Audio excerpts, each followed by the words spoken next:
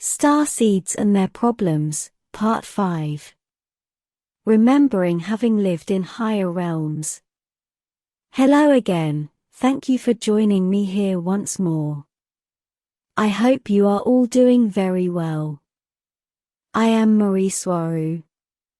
In this video, I will be referring to starseeds as the main people I'm referring to, but this video applies to anyone who relates to what I'm going to say, and that can include lightworkers or simply people who are highly conscious and spiritually advanced, whether they consider themselves to be starseeds or not, although I must insist that in the end, every soul is by definition a starseed.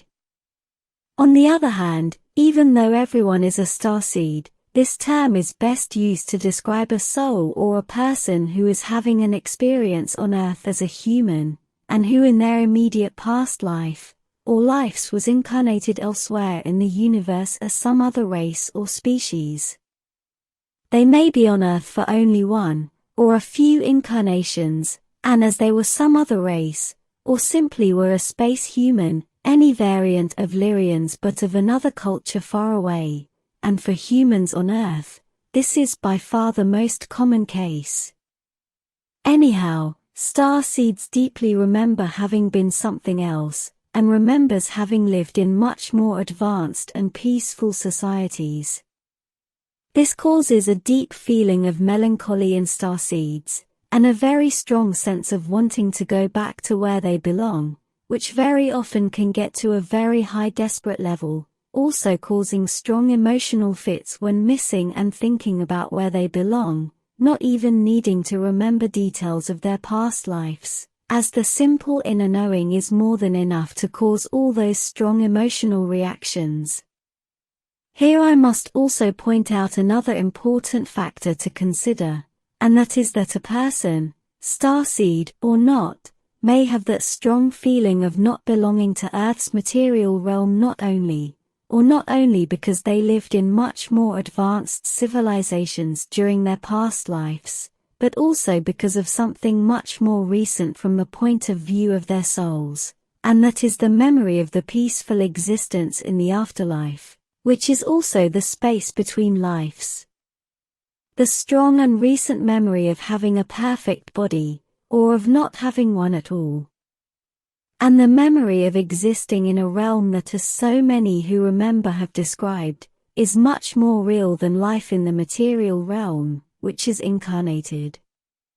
They remember a place where all their needs are met, where they dwell in love, integration and acceptance, and where they don't even need to walk unless they want to, as they simply think about a place and they are there, because while there you are one with the place, because you are not in a place, rather the place is you, as the soul creates the reality it feels it lives in, as its mirror reflection. Therefore while there, you don't see through eyes, because as so many souls who remember have reported, you see everything you want to see, and 360 degrees round at once, if you want, all this while living the experience that is described as being more real than the so-called material reality, as even the colors there are more vivid, and there are a lot more of them, many of which their mere concept does not even exist on Earth, as well as so many other amazing and positive things that are impossible to describe in words. The strong and recent memory of a place where they manifest all they need instantly while being immersed in an ultra-high vibration matrix that logically ensures that nothing can ever go wrong, is so prevalent in the unconscious and subconscious mind of the incarnated soul, that it is inevitable for it to surface as that strong melancholy and desperate desire to go back into that place and state of existence. As the starseed grows in its awareness that it does not belong on Earth, because the frequency there does not match his by far, and as the starseeds accumulate knowledge about all this, mostly researching the subject on their own, they end up desperately wanting to communicate with who they feel are their star family, wanting extraction, and understandably so. But not every starseed can be extracted, or is even meant to be extracted, and by their own life plan, the one they designed for themselves when they were between lives. The problem here is that starseeds have researched a lot of its base information online, where there is a vast amount of confusing and distorted information, most of which is placed there with the full intention of manipulating the public's perception of the subject at hand, especially placed there for the starseeds to find. And as I always say, it is each soul's responsibility to research, discover and ultimately accept or discard each bit of information.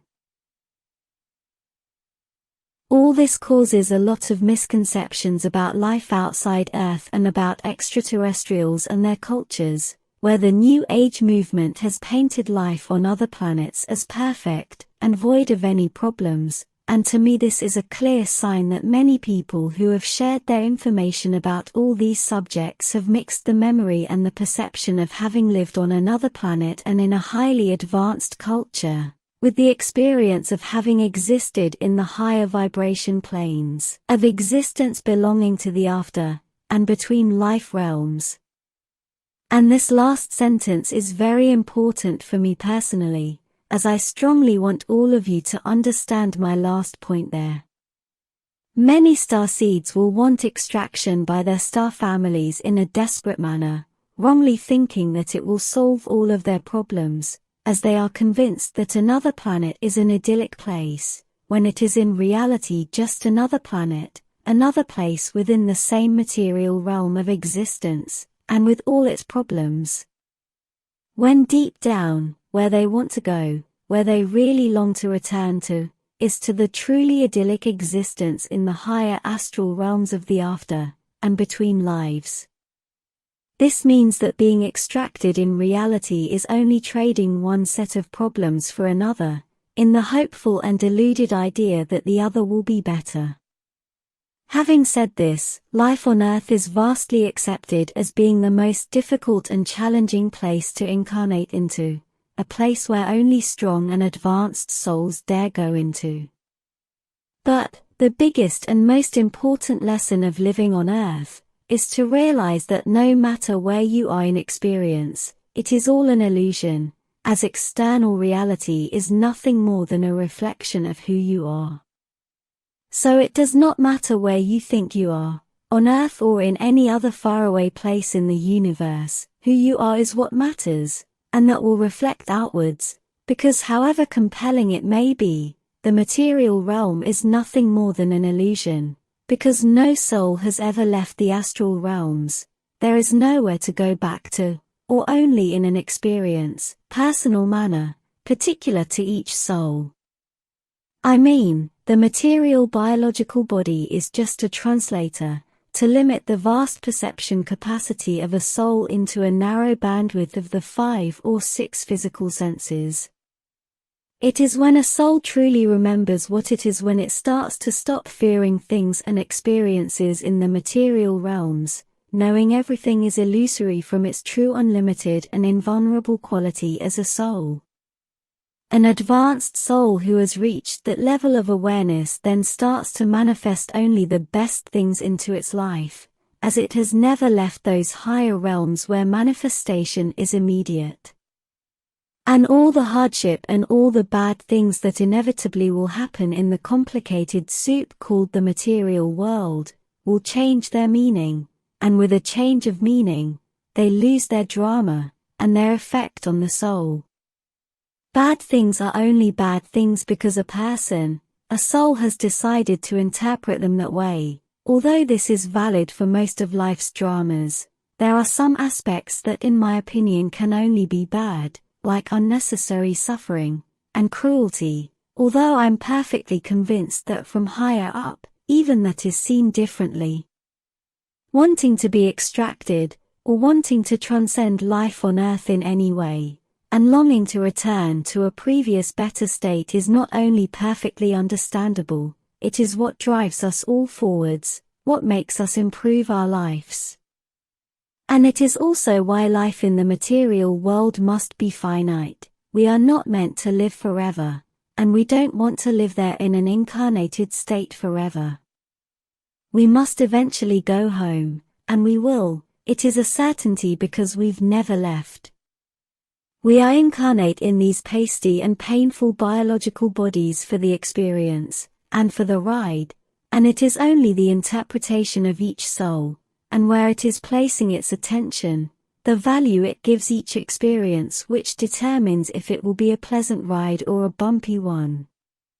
This is why there is nothing more valuable than cultivating who we are internally, and not placing all our attention on accumulating material things, that are in the end only an illusion. They do give us an experience, therefore, they are also valuable and have their places in our lives, and that is what we want, but illusions they are, and the memory of them, and of what we did, how we acted while alive, are the only things we will take away at the end of our incarnations. And that is what expands our souls. And that is what all souls want: love, integration, growth and expansion. Thank you for watching my video, and for liking and subscribing for more. I appreciate it a lot, and I hope to see you here next time. Take care, be fearless and be happy. With much love. Your friend, Mari Swaruu.